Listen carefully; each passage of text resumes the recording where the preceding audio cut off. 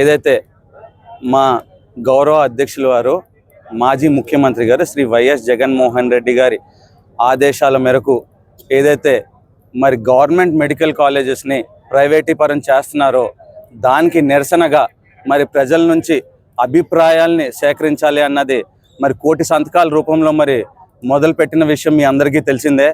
మరి గత 2 నెలలుగా ప్రతి కార్యకర్త, ప్రతి నాయకుడు, గ్రామ కమిటీలు ఏంటి అందరూ కూడా మరి ప్రజా అభిప్రాయాన్ని సేకరించే పనిలోనే పడ్డారు. సో ఈ 2 నెలలుగా మాకు తెలిసింది ఏంటంటే ప్రజలందరూ కూడా పూర్తిగా ఈ యొక్క ప్రైవేటైజేషన్కి వ్యతిరేకంగా ఉన్నారు. అది ఎలా చెప్తున్నాము అంటే మరి మొత్తం జిల్లాలోనే అత్యధికంగా అమలాపురం నియోజకవర్గం నుంచి మరి 75,000 పైచీలకు సంతకాలు సేకరించాము. ప్రతి ఒక్కరు కూడా మేము సంతకం పెడతామంటే మేము సంతకం పెడతామన్నారు. మా నాయకులు కూడా మాకు ఇంకా కొన్ని పేపర్లు ఇస్తే మేము ఇంకా పెట్టుకుని వస్తాం, ఇంకా పేపర్లు ఇవ్వండి అని మరి అడుగుతూనే ఉన్నారు. ఆ ఒక్క ప్రజా స్పందన బట్టి మేము గంటాబద్ధంగా చెప్తున్నాను, ప్రజలందరూ కూడా ఈ ప్రైవేటైజేషన్కి వ్యతిరేకంగా ఉన్నారు. సో ఈరోజు మరి జిల్లా 7 నియోజకవర్గాల నుంచి సేకరించినటువంటి పాంప్లెట్లన్నీ కూడా మరి వ్యాన్లో వేసుకుని సుమారుగా 4.5 లక్షల మంది మరి ప్రజల అభిప్రాయాలను సేకరించాం మొత్తం జిల్లా వైడ్గా.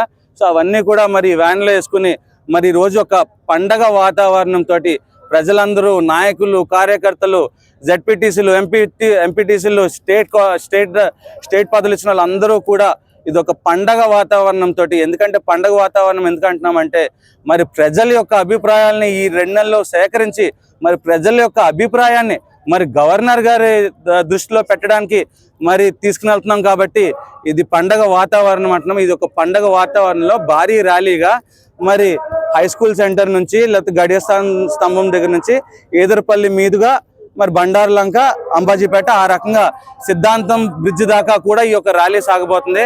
సో మరొకసారి ఈ యొక్క ప్రజా అభిప్రాయాన్ని సేకరించినందుకు సహకరించినటువంటి ప్రతి నాయకుడికి, ప్రతి కార్యకర్తకి, ప్రతి గ్రామ కమిటీకి, ప్రతి ఒక్కరికి కూడా మరి పేరు పేరున ధన్యవాదాలు తెలుపుకుంటూ మరి ఖచ్చితంగా ఈ యొక్క ప్రైవేటైజేషన్ ఆపేదాకా కూడా మేము ఇంకా మరి కష్టపడుతూనే ఉంటాం. ఎందుకంటే ఈ యొక్క ప్రైవేటైజేషన్ వల్ల ప్రజలకు ఒరిగింది ఏమీ లేదు. కేవలం కూటమి ప్రభుత్వ నాయకులు జేబులు నిండుతాయే కానీ ప్రజలకి జరిగేది ఏమీ లేదు.